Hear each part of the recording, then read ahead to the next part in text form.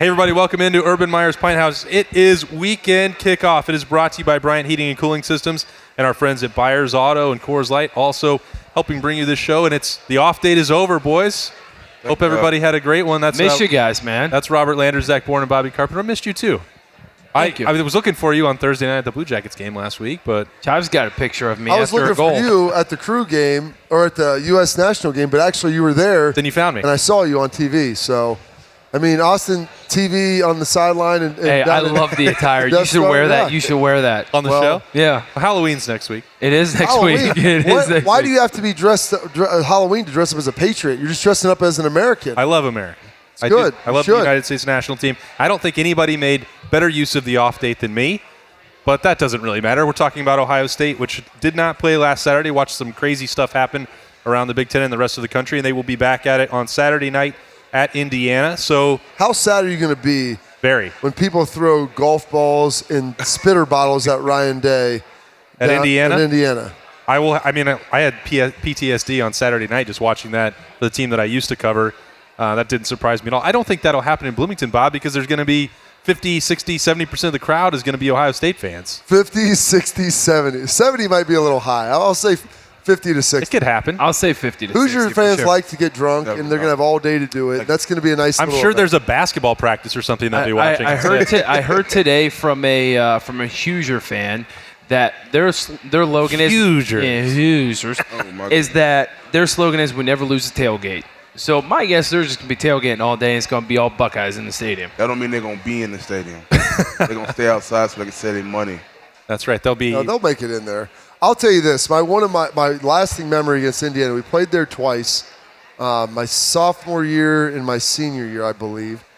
And I'm not kidding you. We played a noon game. I loved Indiana because it's always noon on the road, means you're getting back in enough time to be able to really enjoy the night. Go out, be able to drink go out some silver bullets. Yeah. You know how mad I'd be if we're playing an Indiana game that nobody cares about at night and you're burning a Saturday night? Man. That's your one night to enjoy it, and it's not even a game that's worthy of it. You're not playing Michigan State or Penn State or whoever it is. But we're sitting there after the game on the bus, and I'm watching this guy and this girl have a conversation. It looks like they were together. And you could tell, there was like some hard swaying, and it really wasn't windy outside. And so, I'm good, giving the thumbs up. And then I see the girl just go, and just throw up all over this place, right beside, got a little on the dude's legs, wow, what are we talking about? And she's like, I'm good. And then they walked away, and we watched her because we're sitting on the buses. And I watched her walk over, and then someone handed her a beer, and then she was ready to go again. I'm like, perfect, man. It's 4 o'clock, and we're ready to go. We're ready to go. That is what Hoosier football is all about. Okay. Well, they don't often win those games. Once they win the tailgate. They win the tailgate. They definitely like to put some scares into Ohio State, though. I know all three of you guys, your memory was on the bus. Zach made some history in 2012 in a game there in Indiana. BB had to play a couple close ones. Yeah. What is it about Indiana that they don't ever finish the deal? Never. Oh. But they call that a tease. They throw some scares, some teasers at you. I compare Indiana to a lot like Cincinnati. And this is why. Because they are so close to even the state of Ohio, obviously. Yeah. But Indiana does a really good job of recruiting the state of Ohio. Coming into Columbus, a lot of those guys that Ohio State doesn't take, Indiana comes in and tries to get a lot of those guys. Same thing for UC.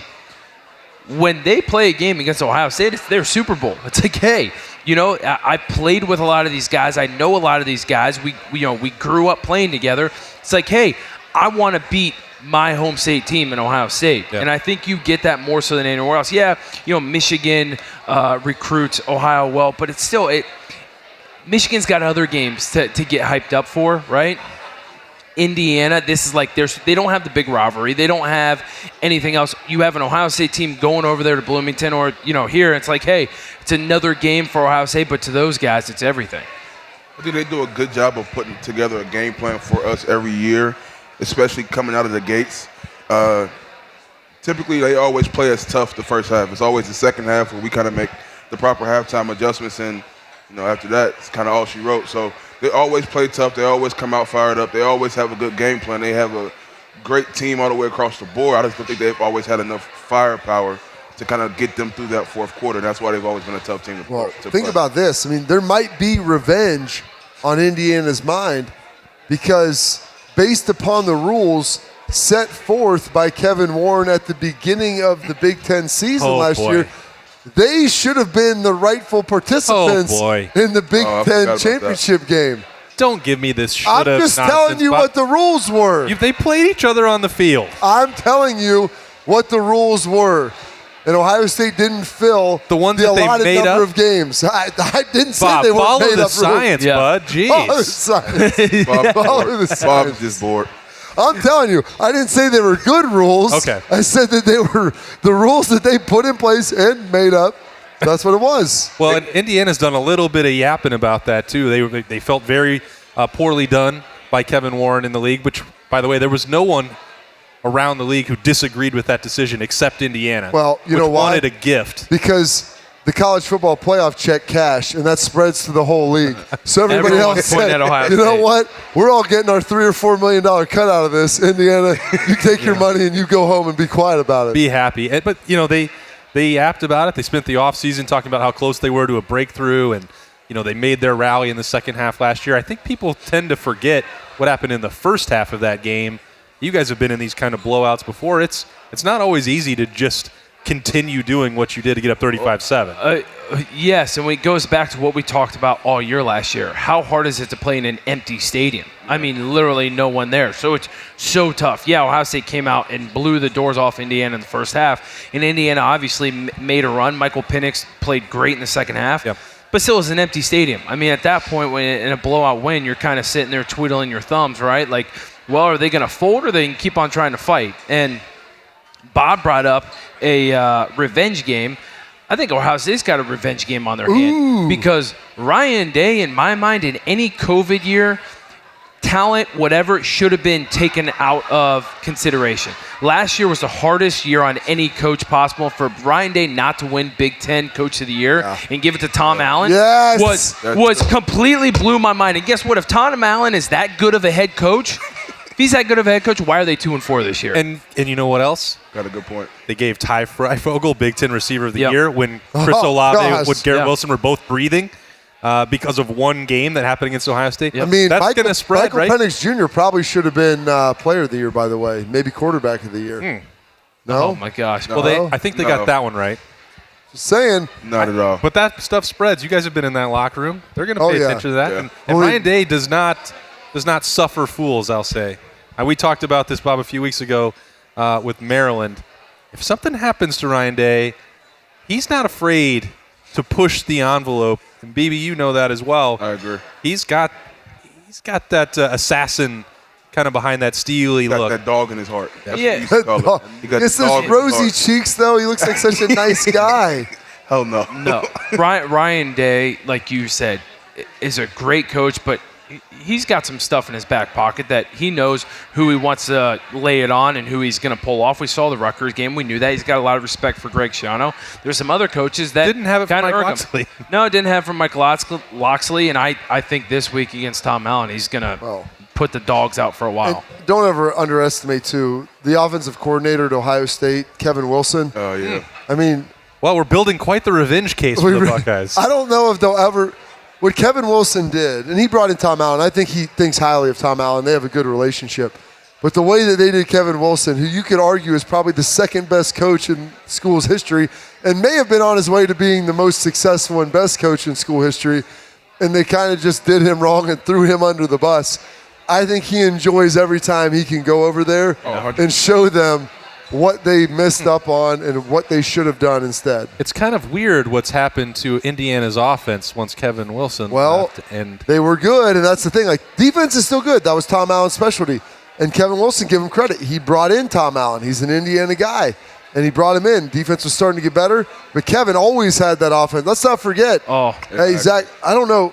BB, you were maybe on that. Was that the 52-49 game? Yeah. No, that was the Zach Boren special. That was me. That was my first game at linebacker. Then went 2 minutes to start like the third quarter, and I'm like, I didn't learn this defense. What am I supposed to do? Dropping back, finding. Dude, I was looking at Ryan. They were sending crossers left and right, going like five wide. Going like 5 wide.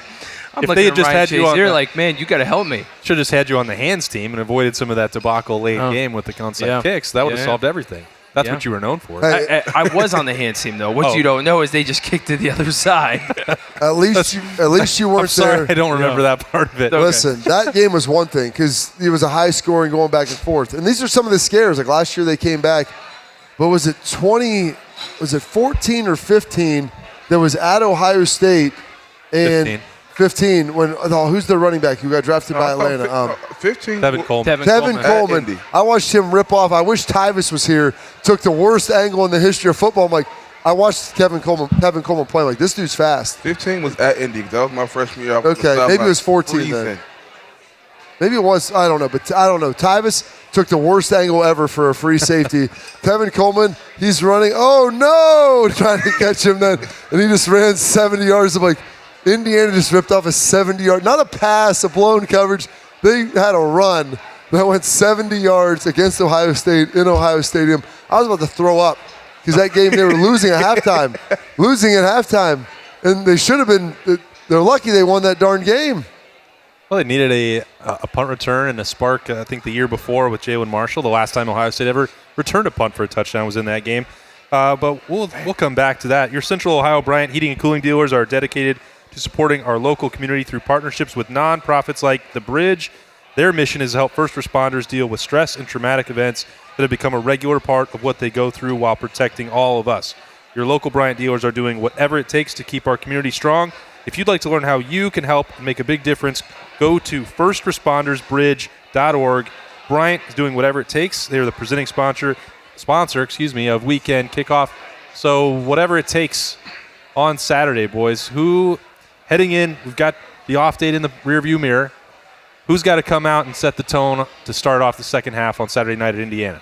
For me, it's going to always be the defense. Offensively, I feel like they're going to – can't just take the whole side of the ball, BB. Why can't I?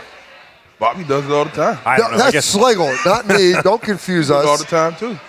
No, I'm gonna say the defense as a Take whole your guys. Because take Tyleek. Take Haskell the Rascal. A lot of inside penetration there. Okay, so boom, boom, you boom, boom. got some defensive guys that you want to talk about. All right.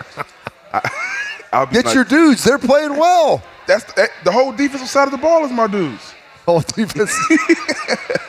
This is not going to be a very good segment if we don't get some specifics, BB. All right, that's fine. I'll go with the interior defensive lineman. I think if they can really hold down the middle and stop the run, and I'd say if they can keep them from having over, I'm going to say the goal would be less than 100 yards rushing, which they can do. I think they'll come out of the game with an easy dub. They probably play maybe the first half. Eating that dub. Eating it. Bob's on one tonight. Bob, you feel it yourself. Hey, I don't know what you got going on. I'll tell you this. The Indiana offense shouldn't be the thing that's scaring this Ohio State team. It's that this defense is pretty dang good and can play. And if the corners come back, the two corners, they're not really their game time decision, not keep things close to the chest, right? If Ohio State wants to really be successful in this game, Travion Henderson has to pick up where he left off before the bye week, right? This is a guy, you're on the road at night. Travion Henderson's got to break some early, start gaining that momentum, because Indiana knows their offense can't keep up with the Buckeyes. The only chance Indiana has is to try and contain this Ohio State offense, which is really hard to do, as we've seen, number one offense in the country. But if Indiana has any chance, you got to keep Ohio State probably under 21 points. It's probably what you have to do, which is so hard, right? I don't see that happen, Zach. I don't see it happening either, but Ohio State's got to start with the run. You can't get into where we were in the beginning of the season, where you weren't able to run the football and you're relying on C.J. Stroud to throw it left and right, especially coming off a bye week on the road. Bye week on the road, you got to run the football. Has it surprised you how quickly Travion Henderson has made an impact? No, I don't. Honestly, I'm surprised that they haven't almost given him more carries, right? There's a lot of times in these games where you see recently Master Teague, early on in the season, Mayan Williams, where, Travion Henderson would take like 1.5 series and the other guys would almost take another half a series, right? And I think you got to let Travion Henderson get to a point where you give him all the confidence. It goes back to a couple years ago. Remember when it was Mike Weber and J.K. Dobbins, right? And they were battling back and forth because each of them wanted to hit the home run because they're like, I got to be perfect. I got to hit the long one. I got to make the play that's going to change the game. Otherwise, I'm going to get my carries taken away. I almost feel like they're doing that a little bit, and I think Travion sometimes is looking for that home run, and he's had success with it. But there's other times where you're watching the game, it's like, man, he could have gotten maybe 10 more yards if he would have made this cut, but instead he tried making the magical cut to go 50, right? And I think they just need to put some more – I think they have a lot of faith. Just think they need to give him more carries. Like, hey, you're averaging, 10, 15 a game. Has he gotten to the 20, 25 number? Not yet, no. Right. I think it was like 8, 16. He's saved him for the second half. It saves them for the second half, but if they want to be successful, especially the stretch they have here, Indiana on the road, which could be a good – Indiana's always plays tough. Penn State, Nebraska on the road, Purdue, Michigan State, Michigan. In order to do that, Travion Henderson needs to be getting 20, 25 carries a game. I mean, Travion Henderson didn't even play football last year, okay? Let's not act like this guy's used up. He's 19 years old and didn't play his senior year in high school because they put spring ball in Virginia in the gotta keep the tread on the tires, Bob. I'm with you, and I understand that. And listen, it's a fine line here trying to balance, as they move through this. Like, hey, using a guy, and he's a freshman, and so the season's a lot longer. Every one of you remembers your freshman year, and it's like Halloween's here. Football should kind of be like almost over, playoff stuff, and it's like nope. 4 or 5 more weeks, then we got finals, then bowl practice. I mean, you just keep extending these seasons, and it gets tough. For me, if you look at this, Indiana, like they've struggled, I think, offensively. They haven't been great, but defensively they played pretty well. And like Zach was saying, them being able to get their corners back. The player that to watch for Indiana on their defense is McFadden, their middle linebacker. He's a good player. Play. He's a good player, and like we like to besmirch Indiana and make fun of their defense and this and that. But their defense is actually playing well. And I will tell you this, I don't know if they beat Cincinnati, but the Cincinnati game turned when he gets knocked out for targeting. Yep. And they take him out of the game. It's a 15-yard penalty. It's third down. It extends the drive. They go to score. But he's gone, and that's when Cincinnati's finally able to run the ball. Yeah. And so he's going to be impactful in that. And I'm looking a lot at this offensive line. Indiana, they know that they just can't line up and play straight up against Ohio State. They're too good. And so even blocking one-on-one, this Ohio State offensive line really good. What they're probably going to try to do, and Tom Allen's very good at this, they're going to bring some exotic blitzes, bring things around and see if we can confuse those guys and see if we can confuse C.J. Stroud. Yeah. He's a young quarterback, confuse an offensive line. They've rotated guys, they've moved guys around, and it's easy if they're just, hey, I'm blocking the 3 technique. He's right here. I'm blocking the guy over top of me. All of a sudden, they start moving around, shifting before the line, stunning. It's like, hey, now I got to pass guys off. I got to talk. I got to move. And they've got linebackers who are pretty good blitzers. So to me, it's kind of this offensive line. And C.J. Stroud is the key to identifying some of these blitzes they're going to see and being able, if they pick them up, it's gold. Yeah. They identify, hey, there's a free rusher. C.J. sees it, boom, gets the ball out quick. Or, hey, we slide to this guy, whatever it might be. But it's that offensive line being able to identify this. Because if they can't, you get negative yardage situations that get a little rough. But if you pick them up, they'll be able to make them pay because I don't think they can hold up down the field. No, they will, and I'm excited to see what Ryan Day has C.J. Stroud do. He's built some confidence over the past couple weeks. You go into the bye week, that's another time for him to learn and start trying some new things. With this schedule they have got going on. Be a grower is what you're saying. Be a grower, right? At this point, and especially what Bob said, Indiana, Tom Allen, that's what they've always done. Throwing some different looks, knowing they can't go toe-to-toe with Ohio State. I want to see how much of a leash Ryan Day gives C.J. Stroud, right? Are they going to give him some run-pass checks, right? When you see pressure coming, is he able to check to a pass? Yeah, they've got the snap and everything like that.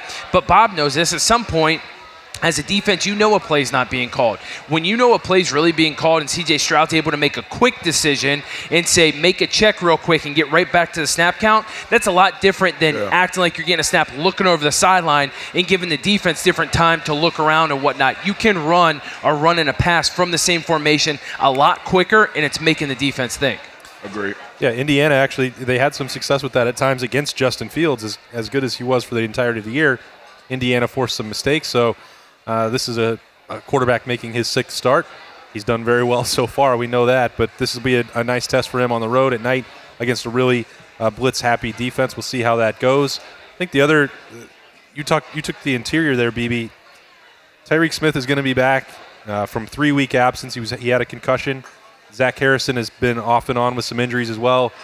Those two are veteran defensive ends who came into this year expecting to play like first-round draft picks, and that hasn't worked out thus far for either one of them.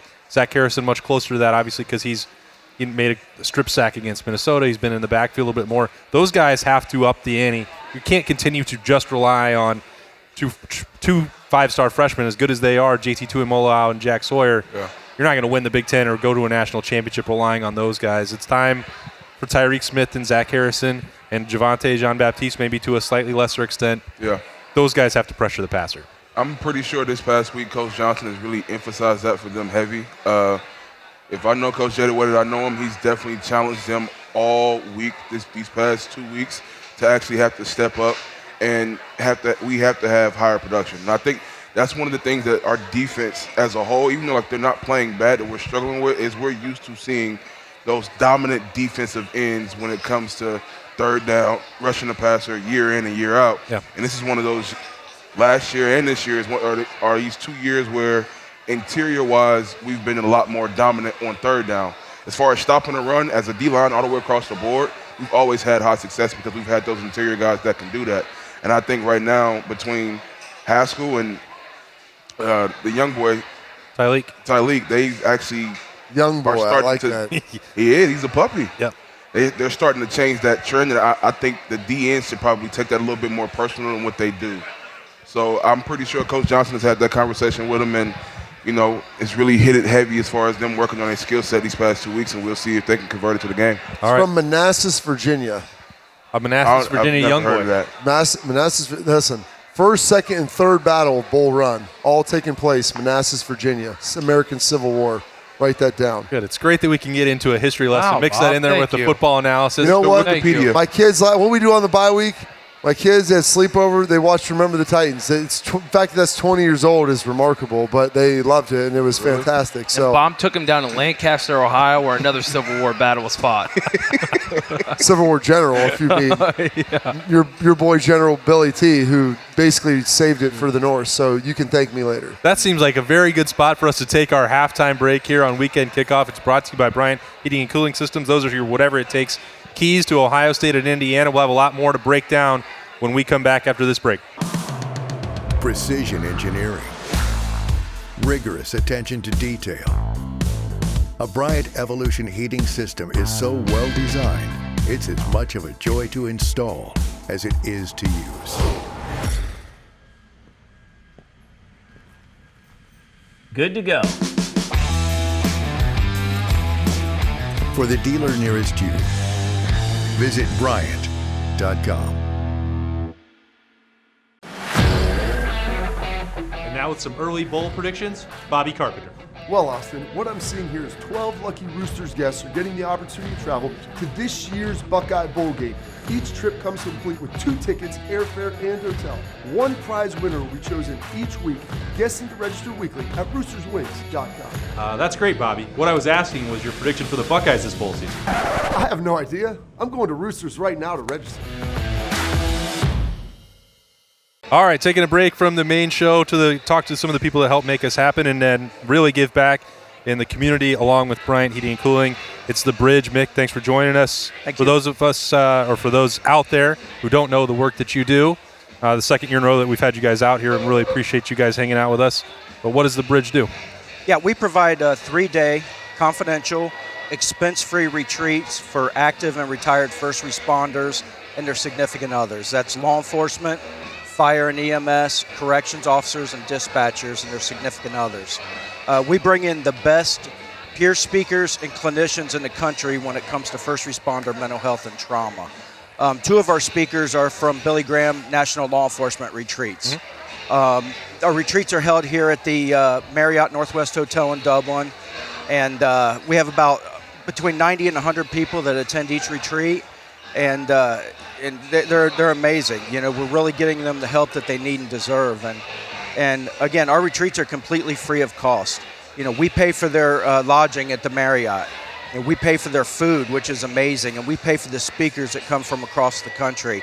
And we rely on sponsors like our local Bryant Heating and Cooling dealers they are absolutely amazing. And And so we really rely on them to help our first responders get the help that they need and deserve. Yeah, and because it might seem obvious to everyone out there, like, well, these first responders, the stuff they go through, the trauma they may see, the tough situations they face, like that just takes a toll on guys, on anybody, I should say, not guys specifically, but just mounts, and they probably need some outlet to deal with all that. There's a famous quote by a retired Detroit firefighter that said, "I wish my head could forget what my eyes have seen," and it's so true. We don't think about we don't want to take this stress home to our family, so we keep it bottled up inside, and that's what we're there for. And again, thanks to our sponsors to help us get those the help that they need. And if anybody's out there that has a heart for our first responders, that is interested in becoming a sponsor, they can go to our website to learn more. It's firstrespondersbridge.org. We have an incredible team of board members. Anthony Schlegel used to be on our board. He was amazing. He loved first responders, and just a great board. Yeah, he was definitely one of the best spokesmen you could have. We could. He stood up here for about 15 minutes during the show last year when you guys were in and gave that testimony. Any other ways other than the website, any other ways people could give back that they need to know about now? Yeah, I mean, we're always looking to do fundraisers. They can always contact me there. There's a way that if anyone just wants to donate, they can go to our website and they can learn more. If you're a first responder, we're signing up for our next retreat, or significant other. You can go to our website and sign up for our next retreat. It's in March 4th through the 6th there at firstrespondersbridge.org, and check us out, and you can register there. All right, you definitely want to do that. These guys are doing some great work. Saturday night, shift gears. Ohio State at Indiana. What do you got? Let's go 48-13. 48-13. That sounds like a cover. Sounds like another win for the Buckeyes. I think people around Columbus will take that. All right, great. All right, appreciate you hanging out with us, and make sure that you guys check that out. It's firstrespondersbridge.org. Thanks for Mick and everybody at Bryant Heating and Cooling for helping make this happen. Back to the show. All right, welcome back into Urban Meyer's Pint House. It is the second half of Weekend Kickoff. It is brought to you by Bryant Heating and Cooling Systems. Bob is reloaded with his Coors Light, Silver Bullets, and some Vizzies, also from Coors Light.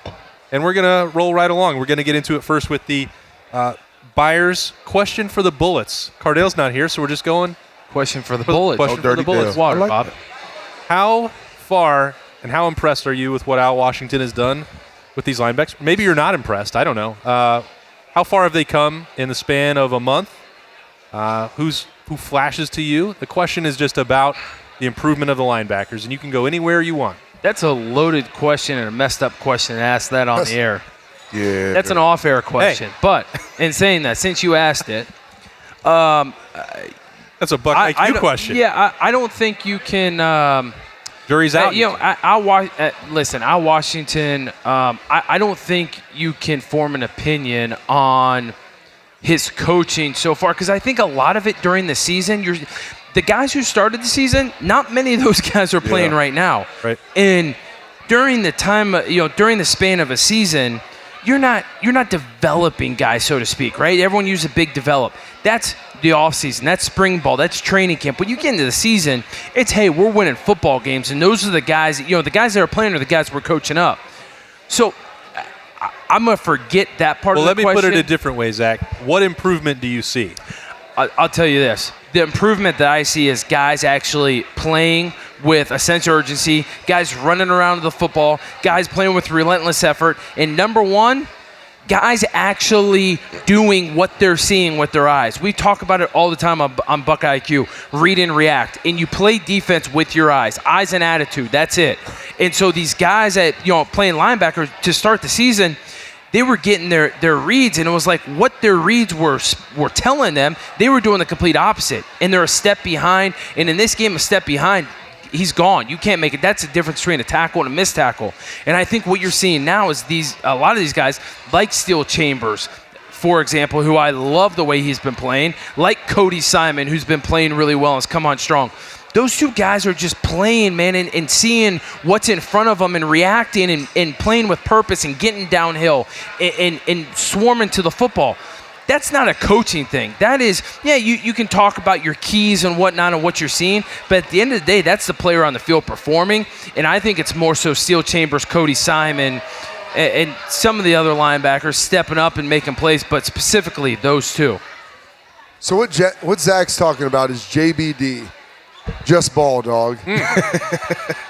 I like that. Wasn't familiar with that. I might have to steal that one. That's one. I might have to steal that one. I'm trying to think. I like that. Well, Bob was telling me to keep on going so he could think of something witty in his mind. He was like giving me a sign behind the table, like keep on talking. I've got to make up an acronym. Yeah. I'm trying to remember if this came to me from like someone who was talking about college recruiting and like scouting high school, but I think this honestly came to me from an NFL scout who was like at an FCS level program, and they weren't really all that well coached, and he heard him like. So that was their actual philosophy? He heard him like call this in from the sideline. The guy was like on the sideline. He's like, JBD. He's like, what? He's like, just ball, dog. And it's like, okay. Go make a play. No defense, just go ball. make a play. Go make a cat coverage, man. I got that cat. You got that cat. Cover him up. Line up.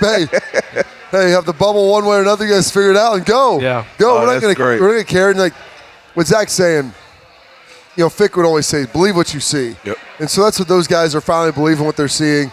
You got Cody and Steele, Taraja and Tommy are doing a good job too. They've got a nice little 4-man rotation, which is good because it takes some of the heat off of those guys and allows them to kind of rep them out, and they can coach them up on the sideline. And it's good because you're developing younger guys, but also part of what they're seeing is a lot better. When you have Tyleek in there and you have Haskell, like they're getting great penetration. They're clearing up the picture, and those guys now, like none of these guys had really played, so they're comfortable. They see it, they believe it. They're going and getting it. They're being much more aggressive, and I think that's a big piece of it. I just think the biggest thing that Coach Walsh has probably done well with them has allowed them to be comfortable in playing ball.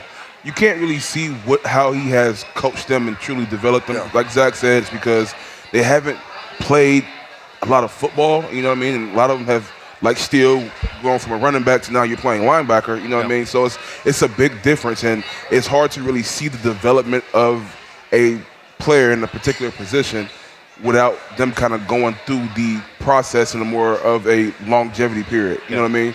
But I will say that he's done a good job of preparing their mental of don't worry about messing up. You might mess up, but if you mess up going 110 miles an hour in the right direction, 46 A to B, which is one of the mottos of the team, you will have success. So I think he's done a great job at just allowing them to play ball and letting them know, like, okay, just do what you do best. You know what I mean? So they're not worried about, okay, if I mess up, I'm about to get pulled. You know what I mean? So it's allowed them to kind of really learn on the fly as they go. 9 years ago, before this trip to Bloomington, it was like probably a Thursday night, Wednesday night. Hey, Zach, you're going over. You made it look so easy. No, it was Tuesday. It was a Tuesday. Tuesday practice. Zach's also a meathead. I think that's also spoiled. All right, Steel Chambers has had 2 whole months now. Zach Boren did it in a week. It's not easy, is it? No, it's not easy. And, I think Fick is a phenomenal coach. He helped me out so much that year. But at the end of the day, it's the guys got to go on the field and make plays, right? At the end of the day, the reason why I love defense compared to offense is offense, you got to take a step at this direction. You have to be perfect. You got to gain 6 inches. You can't gain 3. You got to do everything perfect, right? Defense is kind of like, I got to have an idea, a sense of what's going on around me so I can play off of one another. But at the end of the day, I'm just seeing what I'm seeing and flying to the football and trusting my instincts. I mean, defense is played with instincts. You can't just, say, hey, I'm a wide receiver. I got instincts. I want to run a post right here. I'm just going to run a post. Quarterback should see it. Defense, you get out there, and as long as you have a gist of the concept of what you're doing, and you put that behind you, don't think about it too much, you just read and react and play and trust yourself. And, Bob said, Fick used to always say, trust what you see. And that's what he used to tell me all the time. That, Fick wasn't hammering me with, hey, you need to line up here, you need to do this, you need to have an exact drop over here. His thing was, you haven't played linebacker in 3.5 years. What are you seeing? Trust it. You know it, trust it. And the great thing, I think, from my standpoint was, I came from the fullback side. So the vision that I had at linebacker was the exact same, just flipped on the offensive side. So, everything that I saw with the lineman opening up and I was having to cut back and hit a linebacker and do all those things were the same reads that I was basically getting at linebacker. And so at the end of the day, Fick's just like, hey, man, read and react, make plays, trust what you see, you got it, and just fly. I said this too, in the Coach Fick defense, this is one of his mottos. If we can't beat a team in our base defense, we're not going to beat them. you're going to be in base 80% of the game. So like it always made it a lot easier for you to just be a athlete. You know what I mean? It made it easier for you to be a defensive-minded player. Like if you can't read and react and you can't let your kahunas drop, as he used to say, and just be a dog, then you couldn't play in his defense compared to like a Graziano. Like we playing chess every week. I like chess, but I'm not Bobby Fischer. I want to play checkers. Right, you know what I mean? Got a Bobby Fischer reference. That's the second Bobby Fischer reference of the season. We need to have a counter for that. I'm a chess guy, but not with Graziano. I don't like chess. So I think that's one of the. I want to see you play chess with Greg Schiano. I'll bust his ass. Don't worry about it. The Spurs. The microphone still picked it up. We're good. It's all right. But I think that's one of the differences compared to when Zach played and then going through this Schiano phase, and then kind of right now you in that Kerry Combs phase, because Coach Combs is still trying to figure it out. But you can tell that Coach Washington is allowing these guys to kind of, all right, listen, this is what it is, go play. Yeah. You know what I mean? So that's what's one of the good things, and we talked a lot about Fick and all these guys that played for him, including myself. There's a lot of similarities with Al. Like, Al is very patient. He's a really good instructor. He does a good job. Like, it would be easy for that guy because he's feeling the heat from – your coordinator, from your head man, from just, I watched as a Columbus guy. Like, his dad played linebacker here at Ohio State. Don't think for a second that he doesn't understand, like, hey, my room isn't really playing well early in the season. Now, he understood that they were young. Right. But, like, just screaming doesn't solve anything. I need to coach. I need to instruct. Yeah. Correct. Here's what we're doing well. Let's try to do more of this. Here's what we're not doing well. How can we transfer and get over to here? How can we work on those techniques? How can we do those things? And he's been very patient with it, and I think his patience has paid off. They put these guys in situations, and the experience and the opportunities has really helped him grow. Well, here's the other thing, and get back to the first part of your question is Al Washington's coaching capability. I'll say this. I've met Al Washington one time. Phenomenal guy, stand-up guy. Bob knows him really well. Love him. Awesome dude. Is the kind of guy like that I would enjoy hanging out with. But here's the thing. To answer the question about is he a great coach? Is he developing these guys? Some people could answer that yes, and some people could answer it no. Because you answer it no because it's like, hey, these guys like Pope and Dallas Gant and some of these guys who have been here for 3-4 years, why aren't they to where they need to be, right? And they've been in this system. They've been with Al. But on the flip side, like Bob already talked about, Al's one of those guys that understands, man. He's there with you. He supports you. He's not a screaming in your face, derogatory kind of guy. And so he could be a great coach because look what he's doing with some of these young dudes. Cody Simon. Look what he's doing with Steel Chambers. He obviously is doing something to help elevate their game. Those guys just aren't running out there and doing it on their own. So, it's a you flip a coin, right? Because there's some instances where it shows that he's not developing guys, but there's some where it's like, man, this dude's doing a phenomenal job. Yeah, they're going to have to continue to show that starting, obviously, on Saturday night. Showers. Indiana versus – Growers. Yeah, that's it. Showing out on Saturday night, prime time under the lights with a neutral crowd, I guess I'll say, against the Hoosiers. I think what's the line at? 21. Warren, you 21. You just ask me every week, You've got buddy. the updated to the second. 21. The number is 21, BB. This is the Coors Light Silver Bullet Pick segment, and you are kicking it off. Those mountains are blue. I'm going to go 13-42. 42-13. I said they shank a kick or we get a block. You think what? They might shank a kick or we might get a field goal. Got a block. mixed extra point. 2 Oh, touchdowns. I was thinking a touchdown, 2 field goals, but okay, BB.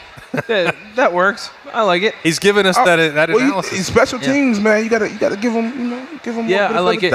Awesome word. We haven't really dropped many stats, and I'm going to drop one on you. I think the Buckeyes are averaging 48.5 points a game. Number Correct. 2 in the nation in scoring. No, now they're number 1 because last night Coastal Carolina only scored 27. The Buckeyes are number 1 tonight. Okay. I busted You some got stats me. out on you, buddy. That's what you're They here are for. number 1, 48.5. Guess what? They are getting 48.5. I am going Buckeyes 50. Well, they can't score a half point, Zach. No, I know. I'm just saying they're going to get that. They're going to increase that. They're getting over got you. 48.5. He was good I'm at sorry stats. for interrupting. He was good at stats. Well, he Let Zach do his just thing. trumped me. I had to try and fight back. I know. It's okay. I'm sorry. I'm going Buckeyes 52, Indiana 16.